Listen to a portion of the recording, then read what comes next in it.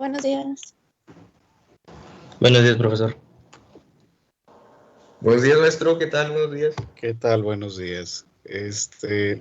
Muy bien, vamos a comenzar, pero antes de entrar al tema correspondiente de hoy, vamos a revisar la organización de los equipos, por favor, para los temas de la unidad número 4.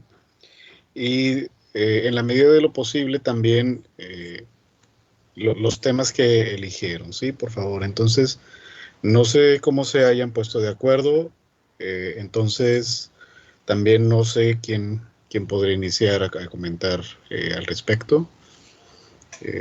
Si tienen ya más o menos definido para la clase de Norteamérica. Sí, Emerson, dígame. Sí, maestro, es que, bueno, al parecer todos los equipos que ya armamos, pues ya eligieron el tema. Ajá. Entonces, si quiere, podemos irnos así por orden, de acuerdo Ok. a la tabla que nos envió. Muy bien. Sí, porque, por ejemplo, mi equipo escogió ese primer tema. Entonces, pues no sé si le gusta que le mencione los integrantes. Sí, claro que sí. Sí, Ahorita me van diciendo los nombres, los registro en la presentación de PowerPoint y lo colocamos en la pantalla para, en caso de que haya alguna modificación o corrección que realizar, me lo hagan saber, por favor. Ahora sí, Emerson, dígame, por favor, quiénes son los integrantes de su equipo. sí, somos Miguel Ángel, Sí, Aida Berenice y Eric. ¿es el tema de la guerra franco-india? Sí, Ok, perfecto. Sería la próxima semana, el viernes 7 de mayo, ¿de acuerdo? sí, muy bien. Ok, la guerra civil.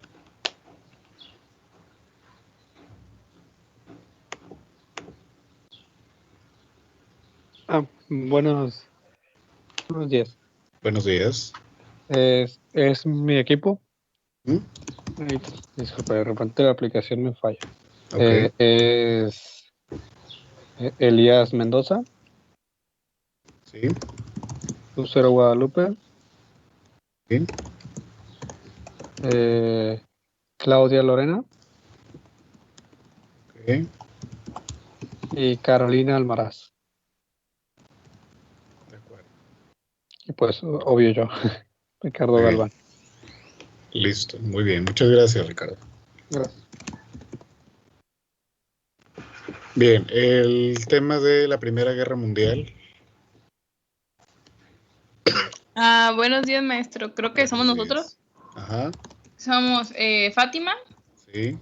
Carlos Aldair, ¿Cuál es el apellido perdón, cuál es el apellido de Carlos? Colunga Camacho, Excelente, gracias. ¿Qué más? Dania Valesa, ¿Mm? Andrea Elisa Acevedo Sí, y Ebert Elías. perfecto. Muchas gracias, Fátima. El tema de la Segunda Guerra Mundial. Es mi equipo. Sí, adelante. Es Brenda, Guadalupe. Sí, Es David, muy bien. Liberaton ¿Mm? y yo, Arnoldo. Muy bien, muchas gracias. Y finalmente el tema de la Guerra Fría.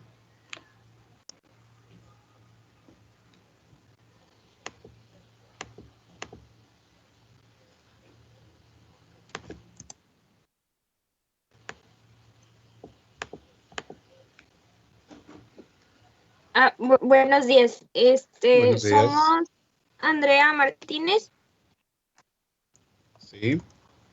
Ángela López,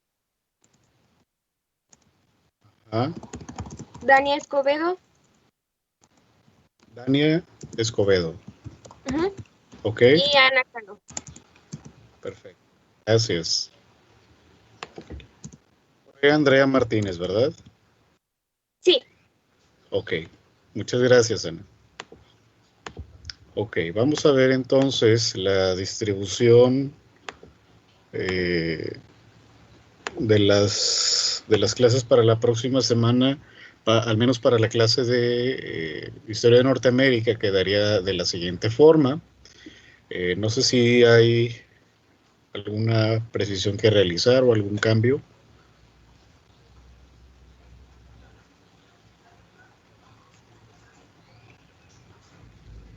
Preguntaba alguien en el grupo, en la publicación, aparte de las características ya señaladas, la duración mínima o estimada para la exposición son alrededor de 45 minutos. En caso de que requieran más, son libres de hacerlo, no hay ningún problema.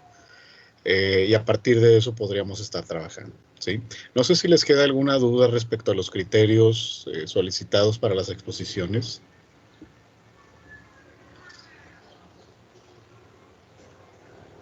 Sí, yo, maestro. Dígame. Entonces, lo de las lecturas, de todas formas, lo vamos a estar abordando. Digo, le pregunto porque, supongo que el examen pues se va a seguir basando en las lecturas, ¿no? Entonces, para ver si también las vamos a estar tomando en cuenta, o no sé qué sea lo que proceda con esto de los textos, ¿no? Ok, bien. En este caso, la unidad número 3, esa sí la abordamos completamente con las lecturas.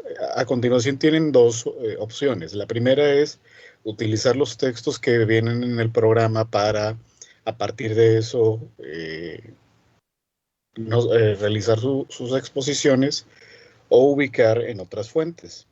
Sí, lo recomendable sería trabajar con los textos del programa, ¿de acuerdo? Y le sugeriría que las fuentes de internet o las fuentes alternativas las utilizaran en la medida de lo posible complementarias, ¿sí?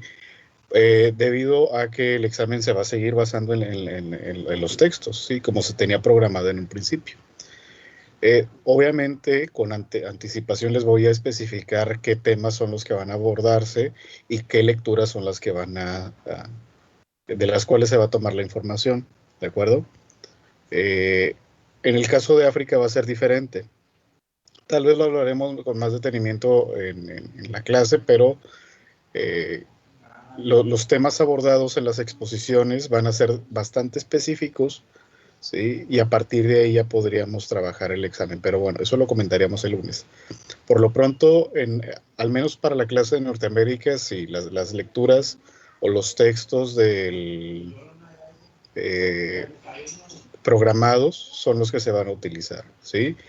En este caso, para la unidad número 4, les voy a hacer preguntas de manera muy general, ¿sí? De manera bastante general y no de manera muy específica, ¿sí? Entonces, conforme revise su avance en las exposiciones, bueno, ya iremos determinando eso, ¿sí?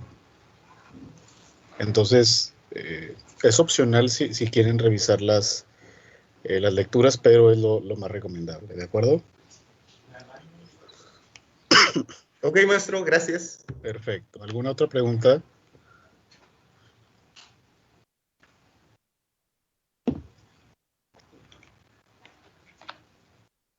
Maestro, y supongo Dígame. que acabando las fechas, después del 21, Ajá. a lo mejor me adelanto mucho, pero ya sería el Sí. examen ahí. Ok, bueno, muy bien, qué bueno que lo pregunta. Vamos a resolver eso de una vez, sí, para que tengan el tiempo suficiente para distribuir sus actividades, ¿de acuerdo? Permítanme iniciar la grabación de la sesión.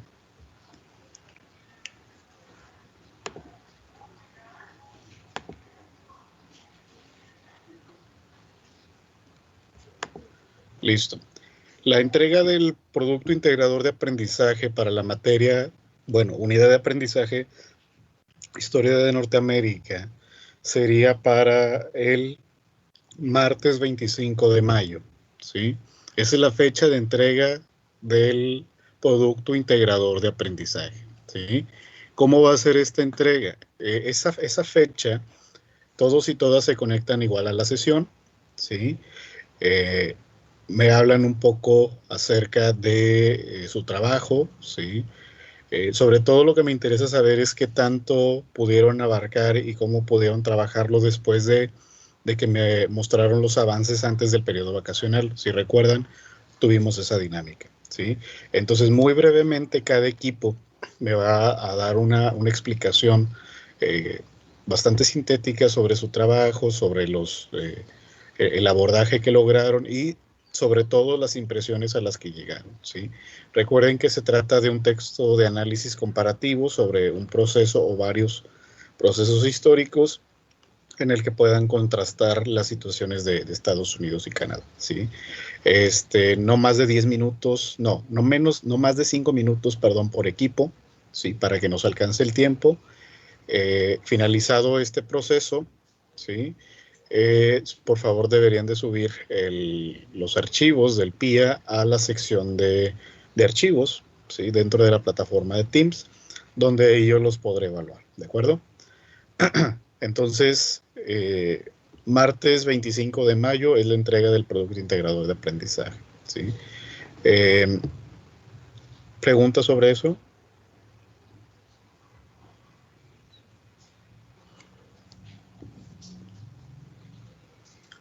No, profe. Bien, ok, perfecto. Entonces, eso es para la fecha, para el 25.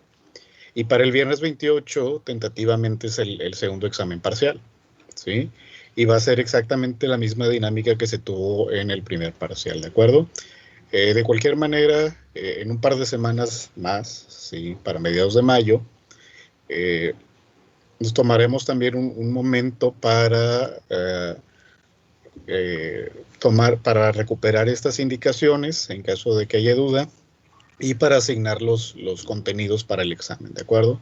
Ahora van a tener más para prepararse para el examen con un par de semanas de antelación, ¿de acuerdo? Entonces, viernes 28 de mayo, a menos que haya algún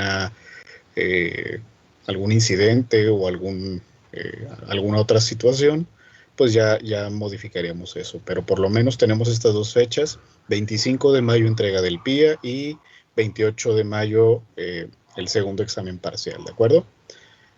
¿Qué otra cosa les iba a comentar? Ah, sí, las exposiciones. En caso de que también se presente algún inconveniente con internet, con la plataforma o algún evento de la universidad o X o Y razón, entonces veríamos la forma de recalendarizar las exposiciones.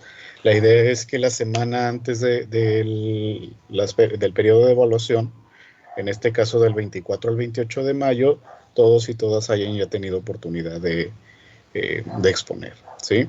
Igual, al término de sus exposiciones, por favor, suban a la plataforma, en la sección de archivos, el documento que utilizaron para la exposición.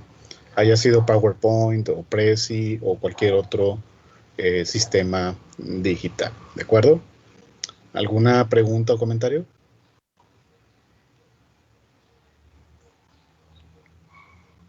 De cualquier manera, más tarde en la sección, la pantalla principal del grupo, les asigno coloco las fechas para que estén ahí en caso de que requieran la consulta. ¿Sí? Las fechas de la entrega del PIA y la de el segundo examen parcial, ¿de acuerdo?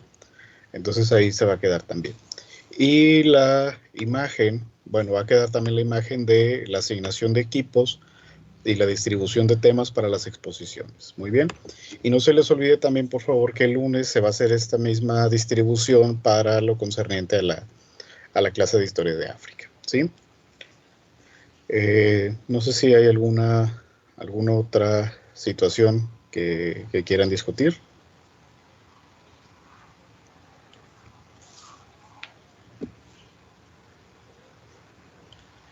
Muy bien, pasamos entonces a la sesión de hoy, ¿sí? Como habíamos estado comentando, decíamos que los Estados Unidos durante la época de la guerra va a tener una serie de transformaciones fundamentales que hasta cierto punto podríamos cuestionar realmente si va a ser el detonante de un nuevo proceso económico, por lo menos de manera inmediata, ¿sí? Que es lo que estábamos discutiendo en la sesión anterior, en el sentido de que las secuelas de la Gran Depresión no van a desvanecerse de la noche a la mañana, va a tomar prácticamente toda la década de los 40 todavía recuperar un poco de la situación que se tenía previo a la crisis de 29, ¿no? Entonces los 40, insisto, todavía va a ser una época hasta cierto punto enigmática en el perfil económico de los Estados Unidos, y no va a ser sino hasta 1947, 48 aproximadamente, cuando se vea ya una transformación y las secuelas de la Gran Depresión se vayan dejando de lado, ¿sí? Entonces, lo que decíamos, la Segunda Guerra Mundial no va a ser un detonante mágico, o no va a ser una especie de varita mágica que vaya a cambiar Estados Unidos de la noche a la mañana. Le va a tomar tiempo, ¿sí? Principalmente por el hecho de que Estados Unidos no entra en la guerra de manera inmediata, y también porque la Gran Depresión había dejado una serie de consecuencias bastante graves que el New Deal, como también ya revisamos, no había logrado recuperar. Sin embargo, vamos a notar que la entrada de la década de los 50 y esta inmediata posguerra, ¿sí?, ya va a empezar a mostrar un perfil o un matiz diferente en la economía norteamericana, especialmente considerando que ahora se va a insertar en un plano internacional mucho más complejo, ¿sí?, lo que denominamos polarización, y donde los grandes imperios europeos que todavía existían para los años 30, agotados también un poco por la depresión, prácticamente ya se estaban desmembrando o habían desaparecido en algunos casos, ¿no? Que de hecho va a ser lo siguiente que vamos a abordar en Historia de África, la transformación de los imperios en el continente. Pero bueno, ese es asunto para otro momento. El caso es que la nueva dinámica internacional va a colocar a Estados Unidos en una posición totalmente diferente, ¿sí? Ya no va a poder recurrir al aislacionismo como estrategia para disminuir los riesgos económicos, ¿sí? Ahora le va a tocar estar en la vanguardia del escenario mundial en lo que toca a la materia económica, ¿sí? Y eso es de lo que va a tratar la sesión de hoy. ¿Qué pasa con Estados Unidos en la inmediata posguerra y en la temprana Guerra Fría? Ya les anticipaba también que no vamos a poder abordar más allá de los años 70, debido a que contamos con poco tiempo disponible para ello. Entonces, únicamente vamos a ver la década de los 50, los 60 y hasta principios de los 70, ¿no?, que es la época de bonanza, de prosperidad. De hecho, Eric Hobsbawm, en su libro de Historia del siglo XX, a este periodo es al que le llaman la época dorada o los años dorados, en el sentido de que pareciera, al menos, que hay una época de florecimiento económico para todos los países del mundo, del lado occidental por lo menos, ¿sí?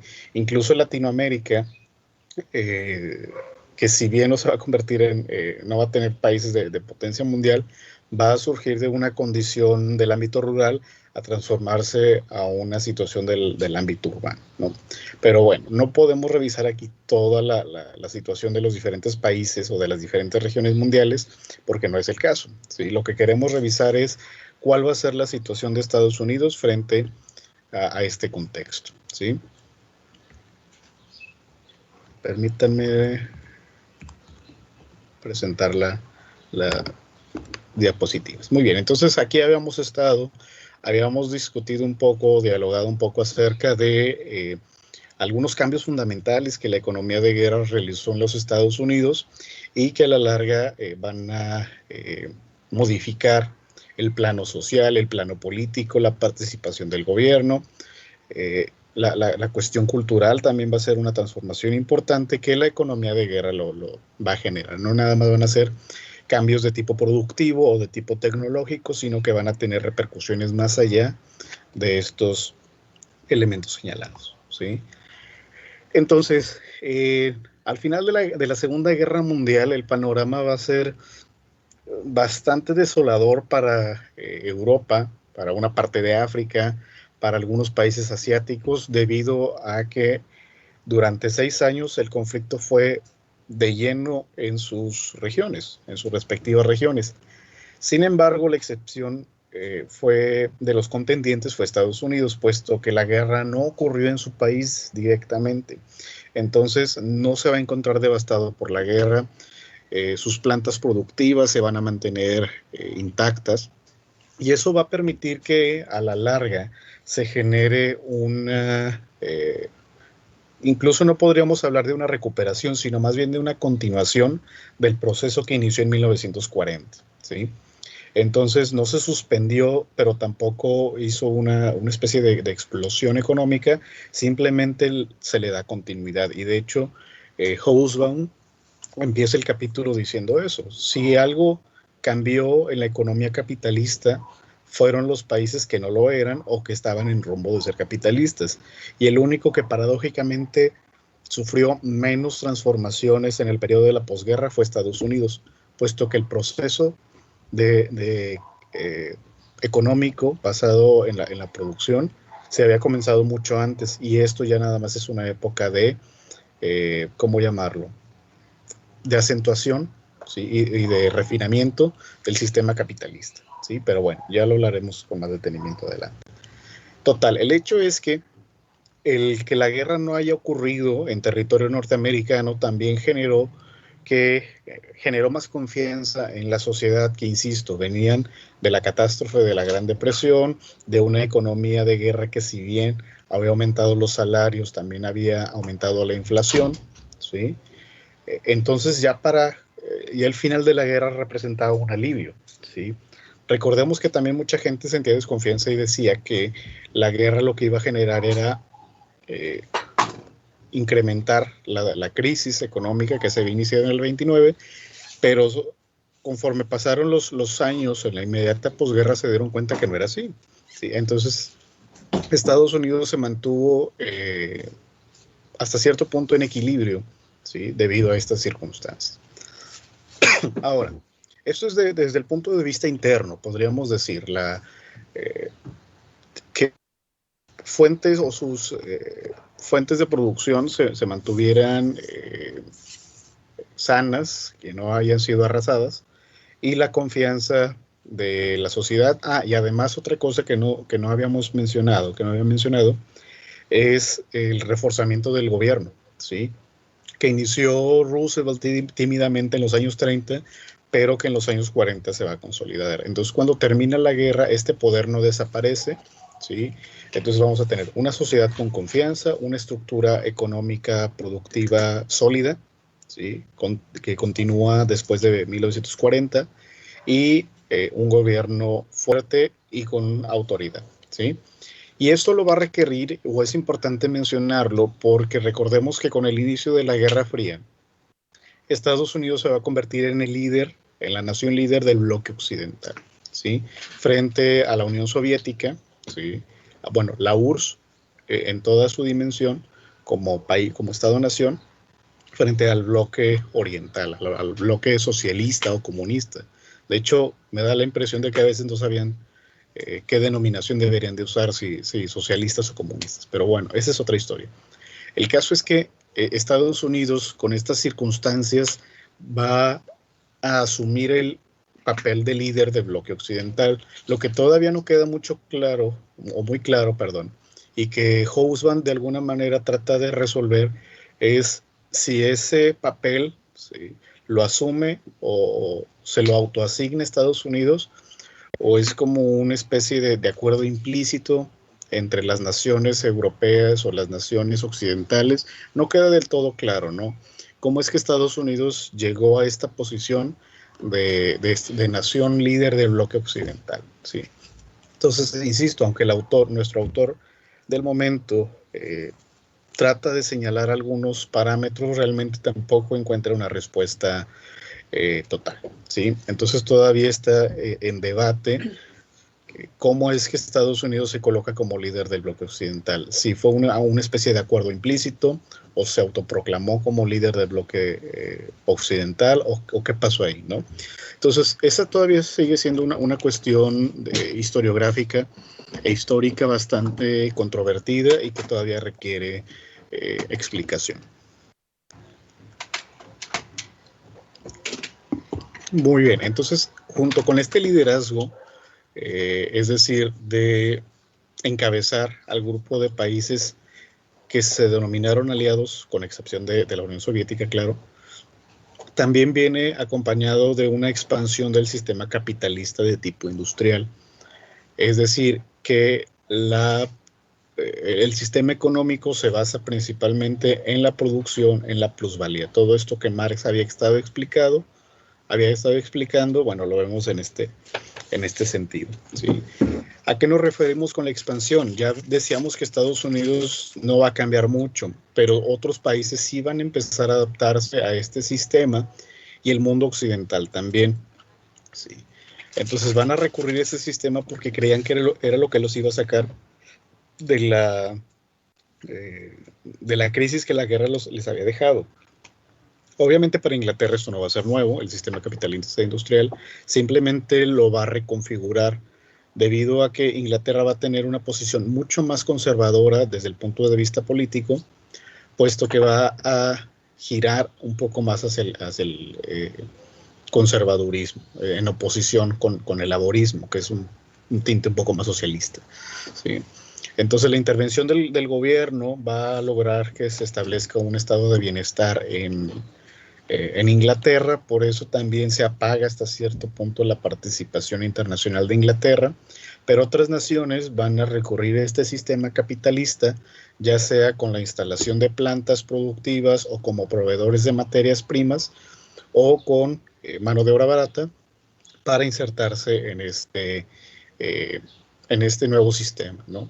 Entonces, de alguna manera todos los países del bloque occidental van a jugar de alguna u otra manera dentro de este sistema con alguna función en particular, ¿sí?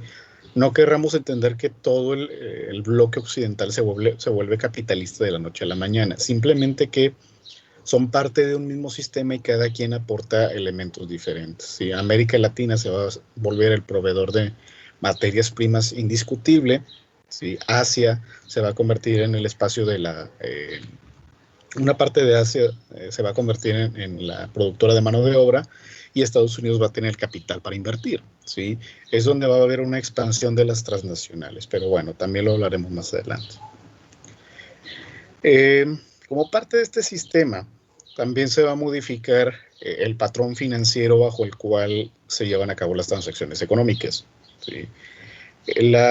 Habíamos dicho o habíamos revisado que el patrón oro, ¿sí? Para sustentar la economía o el dinero circulante había entrado en desuso porque veíamos cómo todos empezaban a comprar oro y el valor cambió, al final se generó desconfianza. También vimos un intento de la libra esterlina por ocupar un lugar mundial, pero recordemos que la libra únicamente se utilizó como moneda de cambio en la zona común de comercio de la Commonwealth, ¿sí? Es decir, en los países asociados a Inglaterra, Canadá, Nueva Zelanda, algunos países africanos, la India, solo ellos se limitaban a las divisas con libra esterlina. De hecho, la próxima semana, cuando hablemos de Canadá, lo veremos también cómo intentaron hacer de la libra esterlina una moneda mundial. Como esto no se logró, entonces el dólar viene a ocupar el lugar del oro y la posición que la libra no pudo alcanzar. Entonces, desde este momento de la posguerra, se lleva a cabo una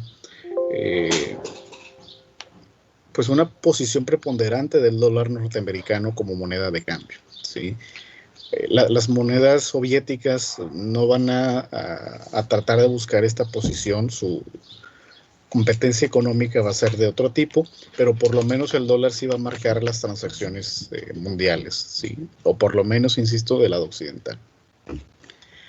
Otra forma de ver el liderazgo, o por lo menos la presencia predominante de Estados Unidos en el mundo durante la posguerra y la primera etapa de la Guerra Fría, va a ser la presencia de diferentes asesores norteamericanos que viajan a países como Alemania Occidental o como Japón para indicarles cuál es el rumbo indicado que deberían de tomar para su sistema económico, ¿sí? En otras palabras, van a posicionarse consejeros, ¿sí? O los asesores, como aquí vemos, para reestructurar la actividad económica en estos países. Si se fijan, son países que quedaron devastados por la guerra, ¿sí?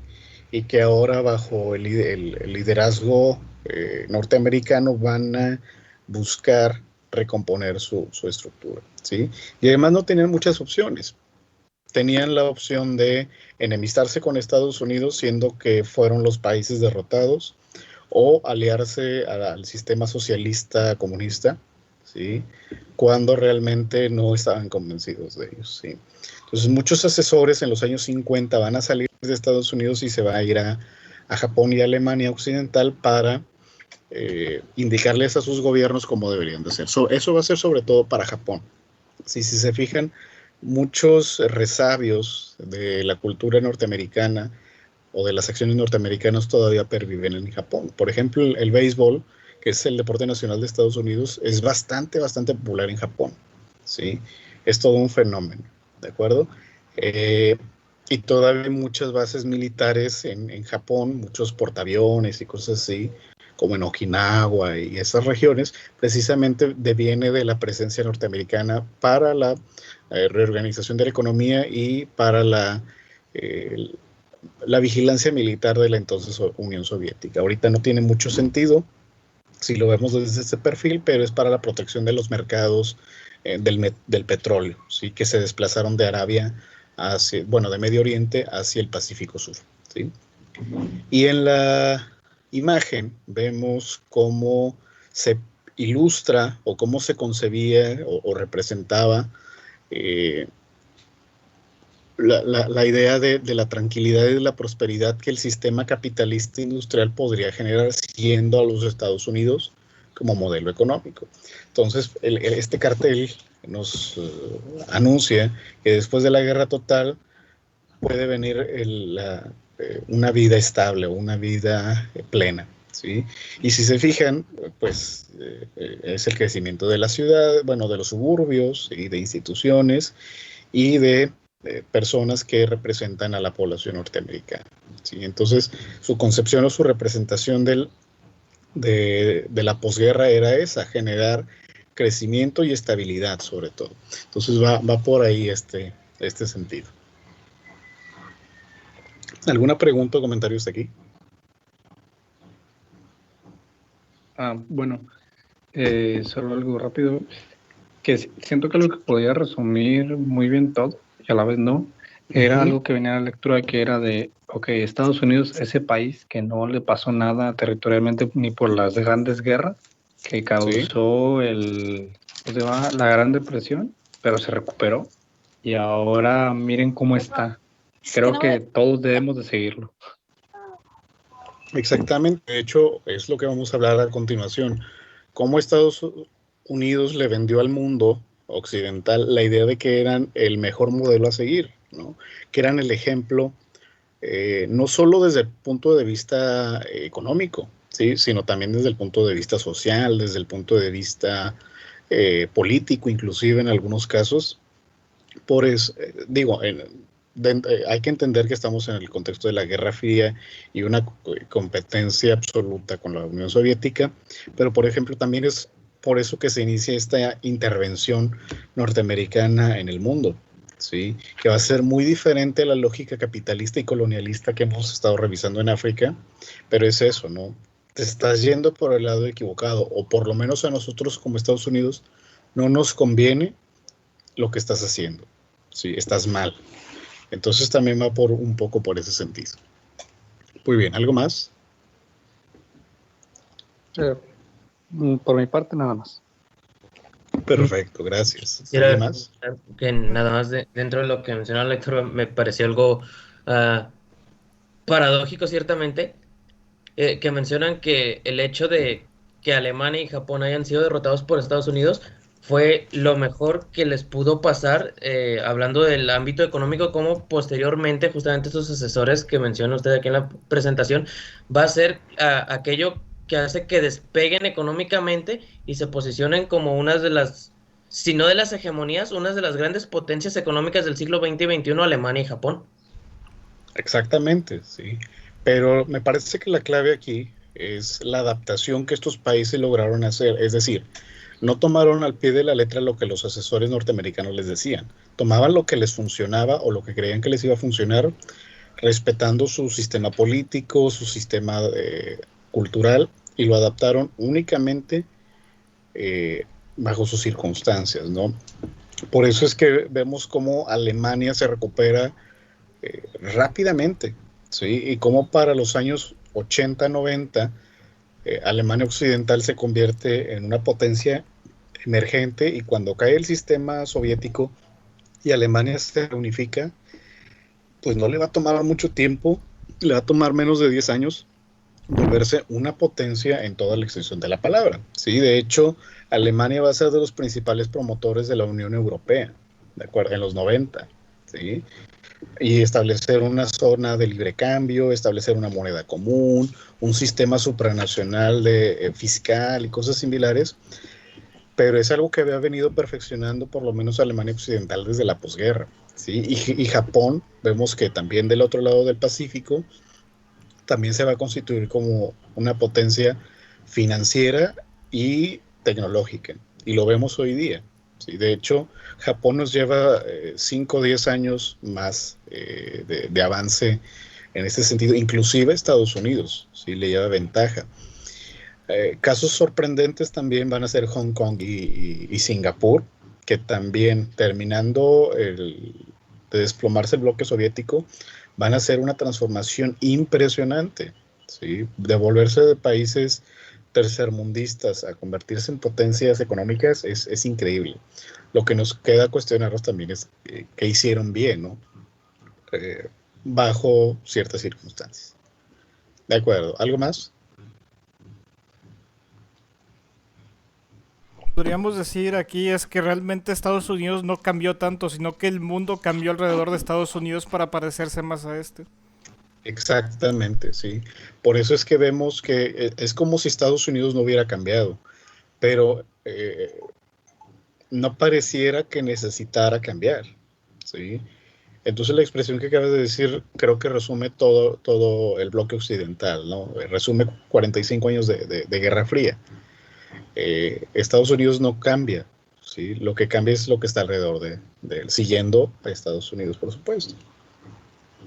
Como si fuera la panacea económica, política y social, ¿sí? Sin embargo, nos vamos a dar cuenta que debajo de la estructura superficial hay varios problemas que Estados Unidos no ha logrado resolver. Y de hecho, una de mis ideas es que Estados Unidos no le ganó a la Unión Soviética, simplemente la Unión Soviética perdió, pero eso no significa que Estados Unidos haya ganado, ¿sí? Y tampoco que el sistema capitalista sea el mejor, puesto que, o al menos como lo ven de Estados Unidos, o el bloque occidental, puesto que los problemas que existían en la época siguen y se acentuaron en el siglo XXI. Muy bien, seguimos entonces.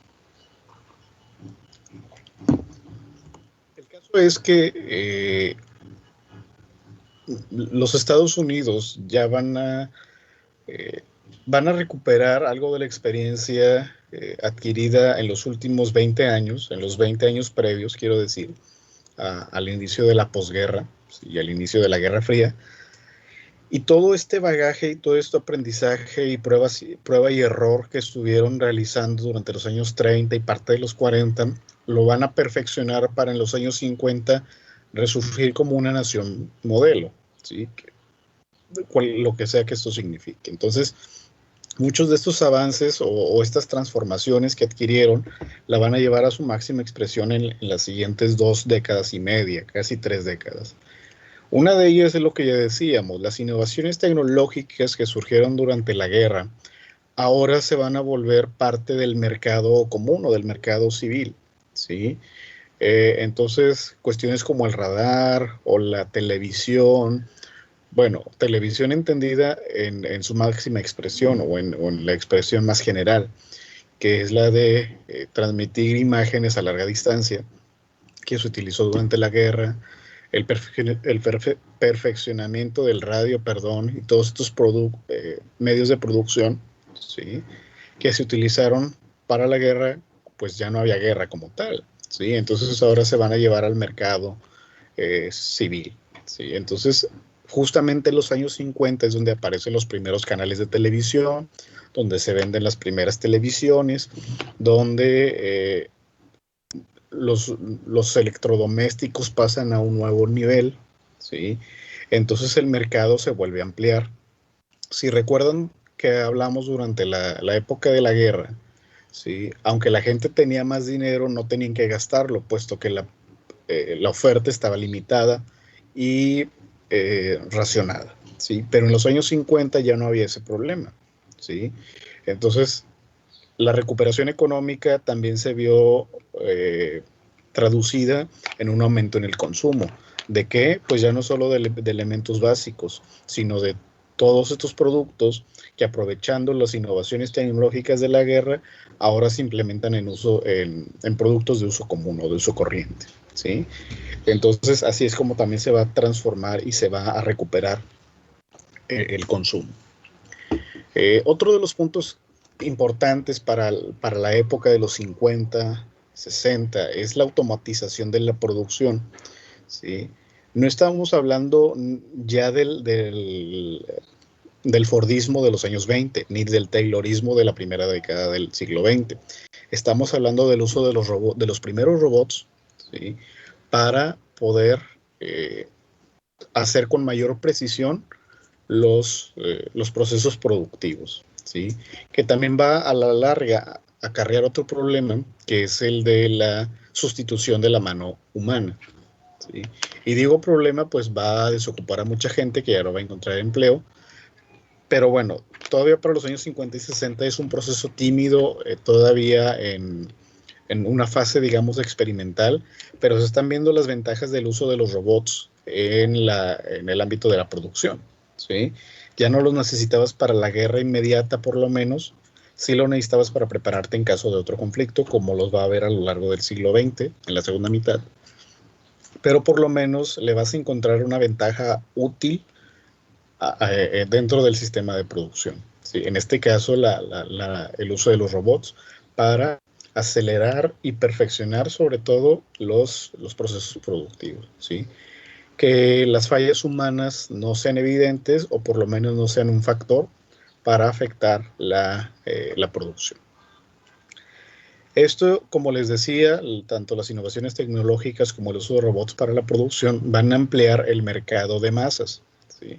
Ahora se va a producir en cantidades exorbitantes un montón de artículos, ¿sí? Si recuerdan, en los años 20, Ford había disminuido su producción, o al menos la venta de automóviles, y luego viene la Gran Depresión, y luego viene la escasez de metal, de acero para la guerra. Entonces la gente ya no se daba los lujos de antes. Bueno, hablando de los años 20, por lo menos, ¿sí? Pero ahora tiene dinero y tiene la posibilidad de comprarlo a hacer, y se van a empezar a adquirir un montón de estos productos, ¿sí? Tanto de primera necesidad como de lujo, ¿sí? Entonces el mercado de masas, no que haya aparecido en este momento, pero va a tener su máxima expresión en los años 50 y 60, ¿sí? Acompañado, por ejemplo, de un aumento demográfico considerable, que ahorita también hablaremos sobre eso. Pero el sistema del mercado de masas, acompañado por la publicidad y de los medios masivos como la televisión, que ya hablamos también, pues va a modificar la mentalidad y el comportamiento de la gente. Ahora parece ser que el consumo es una necesidad primordial, ¿sí? Y ahorita nos estamos quedando sin agua, por ejemplo, ¿sí? Que también eso es otra cuestión a discutir, ¿sí? Por ejemplo, a nivel local, el hecho de que las embotelladoras, como Arca, como Heineken, como tantas otras, muchas industrias que requieren agua para sus procesos productivos, sigan operando sin regulaciones, y ahorita estamos a nada de quedarnos sin agua, ¿sí? Entonces, toda esta ideología, toda esta preponderancia del progreso, pues, entonces, ¿qué es progreso? ¿Qué es desarrollo? Progreso va a ser tener automóviles y fábricas aunque no tengas agua. Entonces también tendríamos que replantearnos nuestra idea del progreso y de la civilización, ¿sí? Porque el día que nos quedemos sin agua, pues no vamos a poder tomar petróleo, ¿no? Pero bueno, esa es otra cuestión. Por cierto, cuiden el agua, por favor. Ahora sí se nos está acabando otra vez. El caso es que el mercado de masas es el que va a predominar en este periodo de los años 50 y 60, que insisto, no es nuevo, ¿sí? ¿sí? De hecho, Ortega y Gasset, en los años, a finales de los 20, a principios de los 30, ya hablaba del hombre masa, aunque se refería a una noción más metafísica y sociológica. Muchos de sus postulados los podríamos aplicar para explicar este proceso, ¿no?, del consumo a gran escala, y que sigue siendo predominante hoy día precisamente porque fue el sistema que quedó, el sistema capitalista, ¿sí? Que no estoy ni a favor ni en contra, simplemente que una de las características de este sistema sigue perviviendo hoy día, que es el mercado de masas, ¿sí? Y ahí se va a quedar. De hecho, recuerdo una frase de Hobsbawm que dice que la comida basura o la comida chatarra como McDonald's surgen a raíz de este periodo, aunque se creó antes McDonald's, pero como un montón de sucursales, ¿no?, para satisfacer la demanda de gente que ahora tenía dinero, ¿sí? Entonces se van a instalar en carreteras, en las ciudades, en las zonas suburbanas, y van a ampliar el mercado. Y eso nos lleva al siguiente punto, que es la de las compañías transnacionales, ¿sí? Coca-Cola, McDonald's, compañías de ropa, supermercados, etcétera, que también nos aclara Hobsbawm. No es una situación nueva de empresas que tengan operaciones en diferentes países o que produzcan en Vietnam, por ejemplo, y vendan los productos a México, ¿sí? Simplemente que en la época de los 50 y 60 se va a ampliar, ¿sí?, como no lo había hecho antes, esta presencia, y se van a multiplicar sobre todo las compañías transnacionales. Ahora Estados Unidos va a tener presencia en todo el mundo, va a tener presencia en todo el mundo, ya no solo desde el punto de vista militar, o ya no solo desde el punto de los asesores financieros, sino ahora con muchas de estas empresas norteamericanas que prefieren salir de Estados Unidos por las ventajas fiscales, por la mano de obra barata, por la disposición de recursos naturales o porque es un mercado en potencia, ¿sí? Entonces muchas de estas compañías van a tener filiales y subsidiarias y sucursales en varias partes del mundo, ¿sí? Justamente es cuando las plantas ensambladoras, por ejemplo, de automóviles llegan a Puebla, ¿sí?, aquí en México, o se crea Arca Continental, ¿sí? Bueno, Coca-Cola México y luego se volvió Arca, y cosas así, ¿no? El caso es que estas compañías transnacionales van a mostrar un nuevo rostro en el perfil económico, no de Estados Unidos, sino de naciones como América Latina y Asia, ¿sí? Y van a generar empleos, pero con bajas condiciones salariales, aprovechando que el gobierno no las obliga a cumplir muchos de sus deberes fiscales o legales, y que sigue siendo el día de hoy una constante. Pero bueno. Y en la imagen, yo creo que, como dicen por ahí que una imagen dice más que 1000 palabras, creo que es más que obvio, ¿sí? Esta representación o esta imagen que se trató de vender en los años 50, ¿sí?, finales de los 40, principios de los 50. ¿Sí? El estándar de vida más alto del mundo, ¿sí? Así es el camino o la forma de hacerlo, como el American Way, la forma americana, ¿no? Entonces vemos un contraste. Aquí no me queda muy claro, ¿sí?, pero mi intuición me dice que no es un contraste entre el pasado y el presente de los 50 de Estados Unidos, sino que es el presente de Estados Unidos en la familia feliz, ¿sí?, en un automóvil nuevo, con ropa nueva, frente a personas de otras sociedades de la misma época, de los 50, en un periodo de escasez, ¿sí? Entonces también era la idea, a través de la publicidad y de la propaganda, generar la idea de que la forma de vida norteamericana era la mejor forma de vivir, ¿sí? Entonces que todos deberían de seguir su ejemplo y transformarse o modificar su modo de vida. Vamos a ver que al final de cuentas eso va a ser una falacia, ¿sí?, porque por más que quieras comportarte como Estados Unidos, tus tradiciones culturales, sus circunstancias socioeconómicas y políticas no van a ayudar mucho, ¿de acuerdo? Entonces, bueno, al menos sí en la publicidad estaba muy vigente eso. preguntas o comentarios? Me recordó mucho a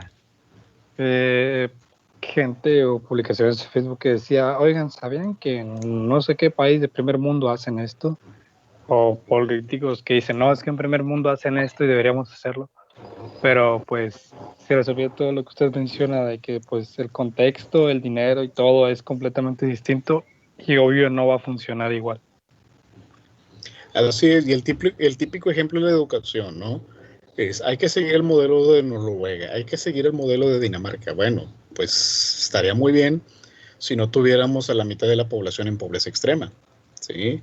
O si no tuvieras un gobierno corrupto, ¿sí? O disfuncional, o si no tuvieras a una sociedad que no acepta la diversidad o que no es tolerante, ¿sí? O que la educación es un problema de tipo estructural, no nada más es cambiar los libros de texto, es capacitar a los maestros, generar condiciones adecuadas, ¿sí? Ahora dedicas más dinero a la extracción de petróleo y recuperar Pemex que al sistema educativo, ¿sí? No sé si sepan, supongo que sí, que ahorita el modelo en línea está siendo un fracaso, no porque, bueno, de la educación básica me refiero, no porque la educación en línea sea mala, al contrario, es una ventaja que muchos otros países ya tienen o que habían estado ejercitando. Simplemente que el sistema, nuestra percepción sobre la educación es muy anticuada, ¿sí? Entonces nuestro modelo es un fracaso en línea, no por la distancia, por el internet, ¿sí? O por las plataformas, es simplemente que no estamos habituados a trabajar.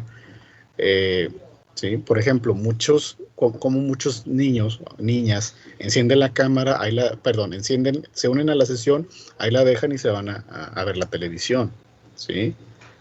Eh, entonces, el modelo educativo es estructural, ¿sí? No es superficial. Pero bueno, el caso es que eh, no podemos adaptar así de lleno, adoptar de lleno otro sistema si no cambiamos como sociedad primero, ¿sí? Nuestra mentalidad como sociedad latinoamericana y como mexicanos es muy, ¿cómo podríamos decirlo? ¿Sí? Es bastante anquilosada, muy, muy anquilosada, ¿sí? No queremos cambiar, ¿sí? Frente a un mundo de cambios, y eso es un problema, ¿sí? Por eso estamos entrando, por eso es que los conflictos en México son tan fuertes, ¿sí? Y hablo de conflictos de tipo ideológico, político y social y económico, porque nos rechazamos, nos negamos a cambiar, perdón. Nos negamos a cambiar en un mundo cambiante o un mundo que ya cambió, ¿sí? Entonces, ese es el principal problema. No queremos cambiar el sistema educativo, los servicios médicos, la participación del gobierno, ni nosotros como ciudadanos queremos cambiar, porque es más fácil seguir como estamos, aunque nos quejemos todo el tiempo, ¿sí? De hecho, quejarnos parece una condición patológica mexicana. Es como si debiéramos quejarnos diariamente, en lugar de tomar acciones y cambiar las cosas, ¿sí? Pero no va a suceder ahorita, por más. Se los voy a poner en otros términos, ¿sí? De nada nos va a servir adoptar un sistema educativo como el de Dinamarca si nosotros seguimos pensando como mexicanos, así de sencillo, ¿sí? Y no porque esté mal, ¿sí? Simplemente porque tenemos muchos vicios como sociedad, ¿sí? Seguimos con el machismo, ahorita los índices de violencia están por los cielos, ¿sí? Bueno, es un montón de cosas que no terminaríamos de discutir, ¿no? Pero el caso es que si seguimos pensando de la misma manera, vamos a seguir teniendo los mismos resultados. Otra vez estamos regresando a los años 70, ¿sí? Si es que alguna vez salimos de los años 70. Ahorita el presidente quiere desaparecer el INE o incorporarlo a la Suprema Corte de Justicia. Oye, espérame, o sea, en los 70 tampoco existía esto. Quieres depender otra vez del petróleo en lugar de energías limpias, por ejemplo. Ahorita los derechos humanos van para atrás, ¿sí? Lo que se había logrado desde los años 90 van para atrás. Otra vez estamos siendo bastante intolerantes, si es que alguna vez, insisto, dejamos de serlo, ¿sí? Y aquí es donde nuestro papel en la historia entra, ¿sí? Porque me ha tocado escuchar a mucha gente que dice, no, es que los españoles tuvieron la culpa, es que la imposición de la religión, pues los españoles se fueron hace mucho tiempo, ¿sí? Y no creo que Cortés haya tenido la culpa de que nosotros hoy día tiremos la basura en la calle, escupamos en la calle, tiremos las colillas en fuentes de agua. Cortés hace mucho que se fue, ¿no? También lo que discutíamos otra ocasión, que el presidente exige y demanda a España una disculpa. Bueno, es debatible la responsabilidad histórica que España tiene, pero no la podemos culpar por nuestra situación actual, ¿sí? ¿Quién tiene la responsabilidad de México? Los mexicanos y las mexicanas, ¿sí?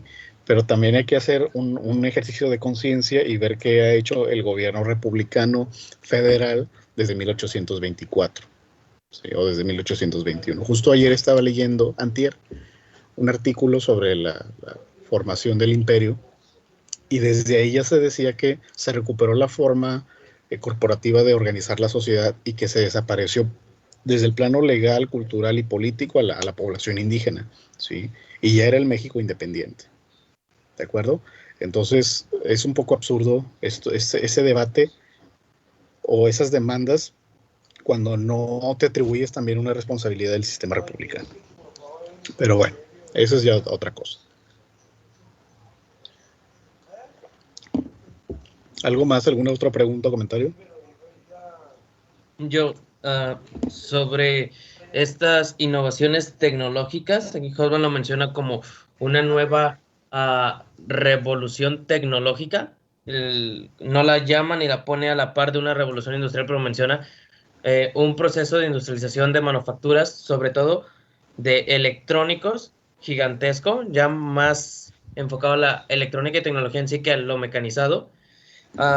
Y aquí juega un papel bien importante en las dos guerras mundiales. De hecho, si es que durante el siglo XX hubo tantos avances tecnológicos, ni siquiera fue tanto por la raíz humana o por la ciencia, sino fue por la necesidad únicamente de encontrar las mejores formas de matarse los unos a los otros o de avanzar. La Primera Guerra Mundial es donde más avances hemos tenido en el ámbito de la medicina en el siglo pasado, precisamente por el hecho de que los médicos nunca habían estado tratando cosas como heridas de municiones tan grandes o de explosivos o de quemaduras.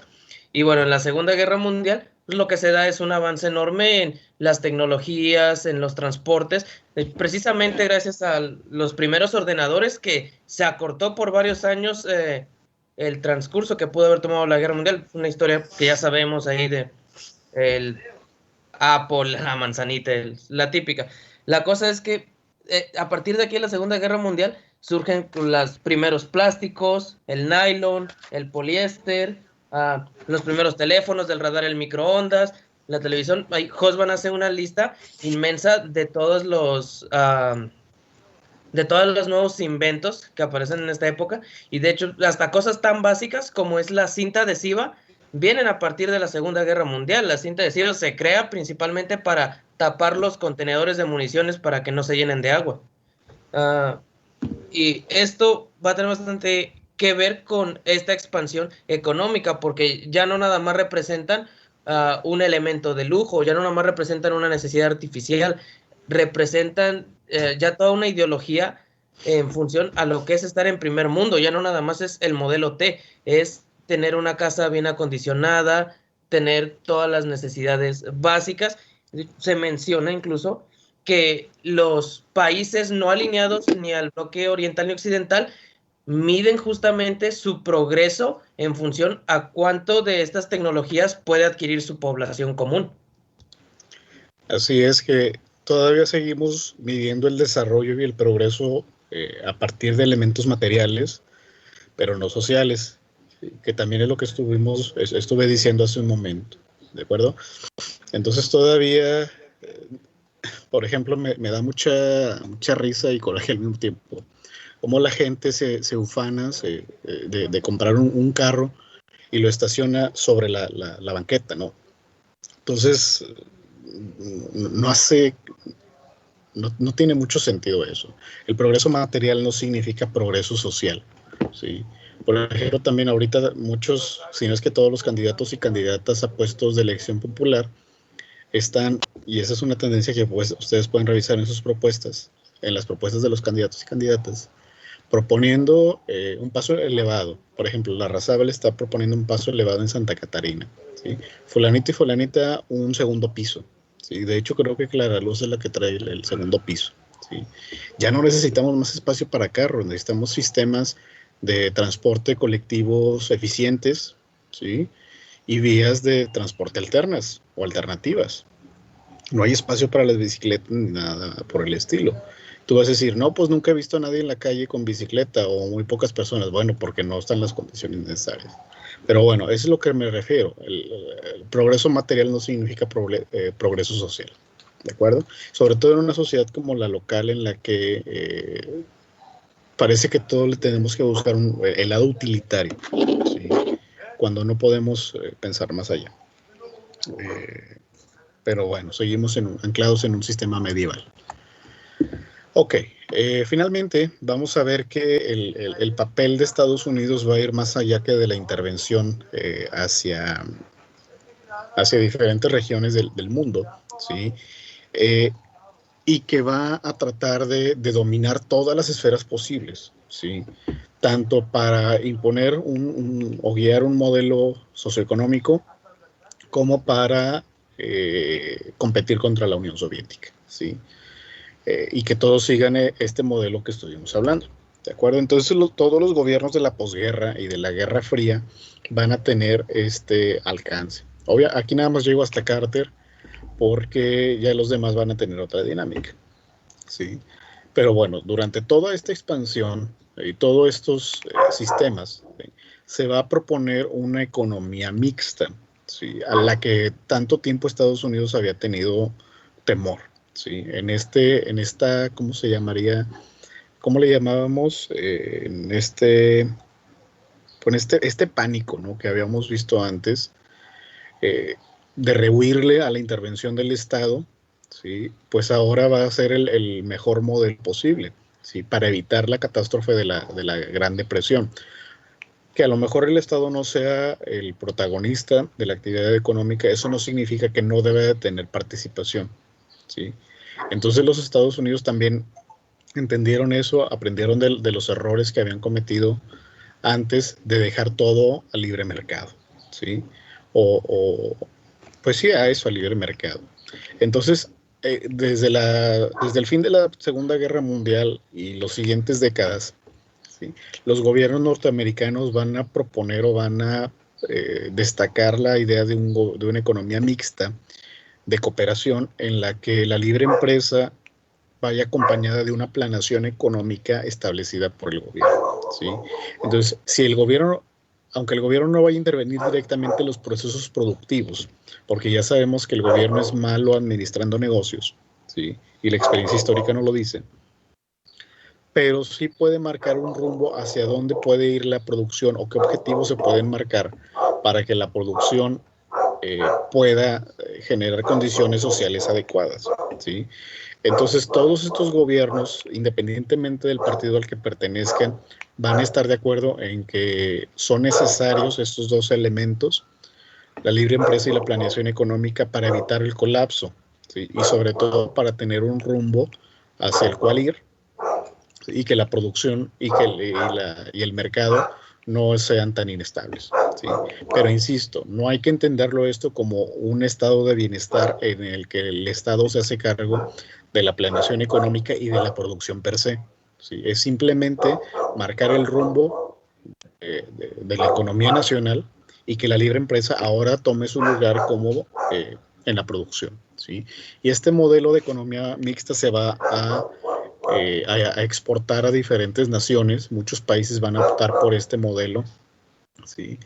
El hecho de que hayan rechazado a Keynes en los años 30 y en los 40 van a tomar algunos de los elementos que Keynes había desarrollado en su teoría general de la economía, ¿sí?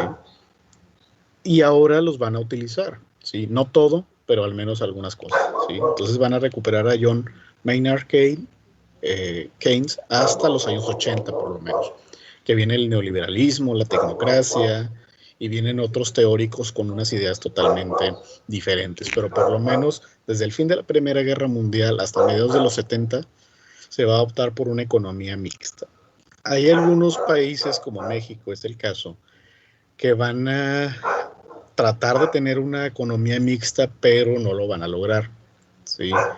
Por diferentes razones. Dos de ellas es que no tienes un gobierno democrático, participativo y competitivo, y la otra porque no estaban las condiciones de producción adecuadamente generadas, ¿no? Entonces esa economía mixta no va a funcionar, ¿sí? Se va a volver más bien pues un estado benefactor más que otra cosa, ¿sí? de dar dinero y de organizar a la sociedad, pero no la economía, ¿sí? Pero bueno, el modelo de economía mixta, tomando algunos principios de Keynes y del modelo liberal clásico, se van a llevar a cabo en Estados Unidos por lo menos hasta la primera mitad de los 70. Los dos organismos en materia económica y financiera que van a surgir al finalizar la Guerra Mundial, como el Banco Mundial y el Fondo Monetario Internacional, se van a crear una iniciativa de los países aliados, ¿sí? O que fueron aliados durante la guerra. Y Estados Unidos va a liderarlos, ¿sí? Es quien va a marcar la pauta para el comportamiento de estas dos instituciones tan importantes, ¿de acuerdo? Entonces, muchas de las condiciones bajo las cuales va a trabajar van a ser diseñadas desde Washington, ¿sí? Y luego va a ser también quien plantee la estrategia de juego, es decir, cómo se van a generar los préstamos o cómo se van a generar créditos o apoyo. Y si se fijan, mucho del modelo del Banco Mundial y del FMI van a surgir del propio modelo económico norteamericano. Es decir, ¿qué va a hacer el FMI, por ejemplo? Antes de prestarte, ¿sí? Va a hacer un estudio socioeconómico y político del país, ¿sí? Y te va a hacer recomendaciones, sugerencias de qué deberías de cambiar. A México se los hizo muchas veces y nunca lo atendió, ¿sí? Entonces sí te prestan, pero tienes que demostrar que estás haciendo cambios en materia fiscal, en materia productiva, en materia laboral, para que pues puedas salir de tu situación negativa, ¿sí? Y aunque México hizo algunos cambios y atendió algunas sugerencias, no los hizo del todo, ¿de acuerdo? Pero bueno, esta idea de los asesores que vimos antes también se llevó al Banco Mundial y al FMI, haciendo recomendaciones y sugerencias de los países más dañados, ¿sí? Económicamente, para que reestructuraran su economía siguiendo el modelo planteado por los Estados Unidos. Entonces, de alguna manera, Estados Unidos se llevó o se disfrazó, digamos, de estas instituciones para llevar el modelo a otras partes del mundo, siguiendo sus propios criterios. También en los 70 va a haber esta explosión por la competencia del petróleo. Entonces, si bien va a ser uno de los temas de disputa en la Guerra Fría, también va a reorganizar los esfuerzos económicos por la extracción de petróleo, su transformación y su venta, ¿sí? Entonces, aquí no me interesa hablar de los conflictos, lo que me interesa ver es que se va a hacer un exceso de atención o de dependencia hacia el petróleo como elemento de riqueza, ¿sí? Justamente los estados árabes actuales, ¿sí?, que conocemos, surgen en este periodo debido a que encontraron vastos yacimientos de petróleo, ¿sí? Entonces ahora esto va a modificar la escena mundial y la competencia económica por poseer espacios productores de petróleo. De hecho, por ejemplo, ciudades como Houston, Texas, que ya habían dedicado sus esfuerzos a producir petróleo, a extraer petróleo décadas antes, en este periodo es cuando va a tener un boom económico debido a la extracción petrolera, ¿sí? México también la va a experimentar, pero no lo va a hacer bien. Pero bueno, ahora la competencia y el dominio económico a nivel mundial va a ser por el petróleo, ¿sí? Y finalmente vamos a ver que todo este modelo se agota, ¿sí?, para los años 70, para mediados de los años 70, puesto que de la noche a la mañana, ¿sí?, dijeron, bueno, el modelo de economía mixta ya hizo lo que tenía que hacer, muchos países ya se recuperaron y muchos países empezaron a surgir con una economía fuerte, ya podemos virar hacia otro lado. Y es justamente cuando empieza la tecnocracia y el neoliberalismo, en los años 70 y 80. ¿sí? Entonces, muchos países empiezan a abandonar la economía mixta y es cuando viene otra fase de excesos, ¿sí? Que se va a ver hasta cierto punto amortiguada por la caída de la Unión Soviética. Probablemente si la Unión Soviética no hubiera claudicado a principios de los 90, Estados Unidos y los países con este modelo hubieran caído en una crisis similar y una gran depresión, ¿sí? Puesto que abandonaron todo lo que habían estado haciendo en materia de planeación económica. Muy bien, ¿preguntas o comentarios? Bueno, luego levanté la mano, pero pues activé el audio. Algo que me fijo mucho en la lectura.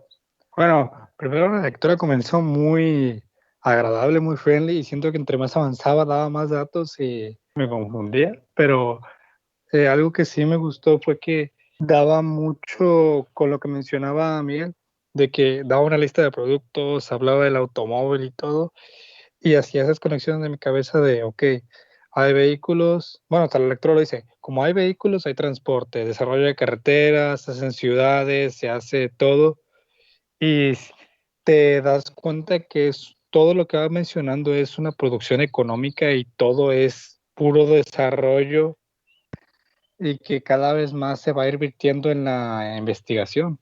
Y tampoco está tan alejado del modelo económico que se sigue manejando en la actualidad, para bien o para mal, porque pues uno pensaría mientras yo leía de que, ok, Estados Unidos entonces aprendió de sus errores y ya no habrá otra crisis económica, pero pues sabemos que no fue así, porque es la constante que yo veo en el sistema capitalista, que entre mejor vaya, más libertad le dan al propio sistema, y por lo menos mi visión política es que el Estado tiene que interferir, aunque sea de cierta forma, en la economía. Pero pues es interesante igual ver otra perspectiva donde todo va triunfando y no parece que vaya a acabarse, a terminar mal. Sí, de hecho muchos países de la región de Escandinavia van a sostener este modelo que va a surgir en esa época, ¿sí?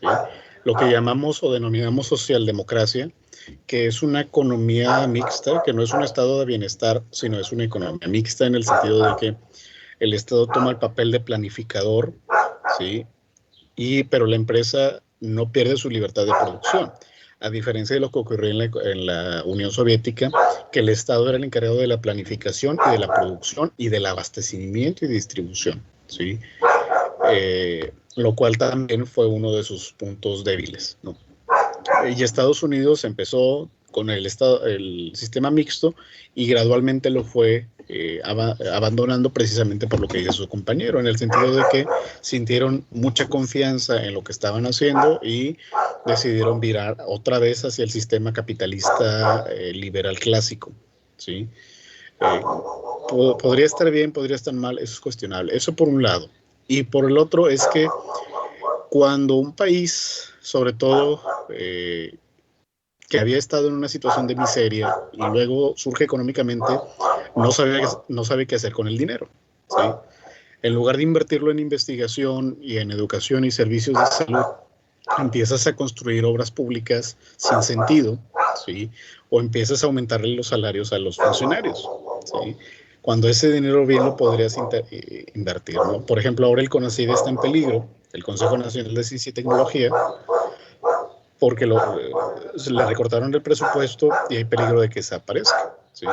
De hecho, ahora se incorporaron a militares al Consejo Nacional de Ciencia y Tecnología, ¿sí? Permítanme.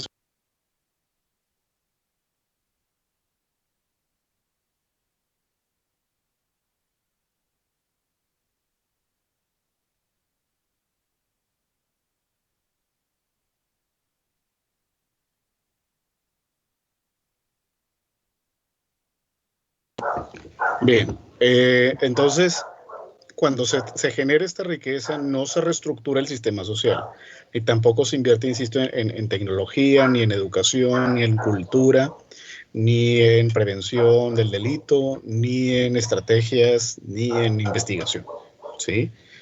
Entonces, regalar dinero a la gente no es una solución, porque su situación de raíz no cambia, ¿sí? Entonces, el abandono de la investigación no puede ser una de las raíces, ¿sí? Una parte importante del PIB de cada país debe dedicarse a la investigación y a la inversión en tecnología, ¿sí? Por eso es que hay mucho lo que se denomina fuga de cerebros, ¿sí? Personas muy brillantes y personas que tienen una visión muy importante en el área tecnológica, deportiva, administrativa, de todo tipo, se ven obligados a salir del país. Lo curioso es que cuando están fuera, ahora sí les llamamos orgullosamente mexicanos, pero mientras estuvieron en México no los apoyamos, ¿no? Entonces sí nos queremos apropiar de su gloria internacional sin haberlos apoyado. Como toda esta gente que se la llevan a la NASA o que están en la Unión Europea y cosas así, y allá sí, están afuera, ahora sí es orgullosamente mexicano, pero aquí no se le da la oportunidad. De hecho, no sé si vieron el caso de una esgrimista mexicana que por un fallo administrativo, una esgrimista, sí, mexicana que no le apoyaron y luego la acusaron de dopaje cuando no fue así. Entonces se fue a Uzbekistán, a Kazajstán, algo así, ¿no? Uzbekistán. Y luego demandó a la CONADE y ahora ganó el juicio y le tienen que pagar como 15 millones de pesos, ¿sí? Entonces, el caso es que es absurdo que estés abandonando que los recursos no se dediquen a cultura, a ciencia, tecnología, innovación, investigación y educación, cuando eso es lo que te va a sacar de tu situación de transfiguración. Pero bueno, no hemos tampoco querido entender eso. Ni tampoco lo demandamos, ¿sí? Siempre le echamos la culpa al gobierno, pero como nosotros como sociedad no hacemos tampoco nada al respecto. Muy bien, Miguel Ángel, tiene la mano levantada. Solo mencionar que justamente en este modelo de capitalista reestructurado, que se le llama Husman, justamente hace mucho hincapié y lo menciona un montón, muchas veces, del estado de bienestar y se me fue el nombre. Y esto que acabo de decir lo mencioné del estado de bienestar y de social, ¿qué? Déjame encontrar por si aquí mi nota.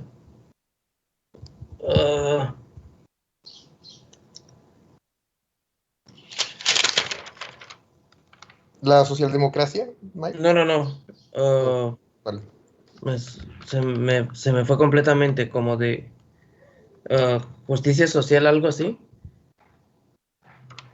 Pero bueno, del estado de bienestar, que es justamente este nuevo modelo del capitalismo, que es más un modelo mixto, como dice, que tiende un poquito en algunos aspectos al socialismo o a la izquierda, que igual va a haber un retroceso de izquierda y va a gobernar un conservadurismo más moderado. Es que va a haber también por esa parte una mayor intervención del Estado, que es justamente curioso con las bases en las que se sienta Estados Unidos de el libre capitalismo y el libre mercado. Pues es ese mismo libre mercado que no se controló, que se llevó excesos, lo que causó también el crack del 29, y por eso ahora el Estado va a estar tan interesado en intervenir dentro de la economía y en otorgar estas prestaciones a la comunidad para, en un intento de que no se repita, como usted lo dice, eventualmente cuando sienten que ya hay una estabilidad lo acaban por volver a abandonar. Exactamente, sí. Un problema muy grave es cuando se politiza la economía y ahí es donde empieza la situación crítica, ¿no? No entendemos que la economía y la política son dos esferas diferentes, ¿sí? Una cosa es la política económica que tenga un gobierno y otra cosa es que la economía se politice. Ahí es donde vemos precisamente estos desajustes de tipo financiero y de tipo económico que repercuten en la base social, ¿no? Por eso es que por más transformaciones que se hayan querido realizar, en el caso mexicano hablando de ello, en la economía, el número de personas en situación de pobreza, en lugar de disminuir, va en aumento. Cada año va en aumento, ¿sí? Entonces, de 130 millones que tiene la población, por lo menos 54 millones de personas se encuentran en situación de pobreza. ¿sí?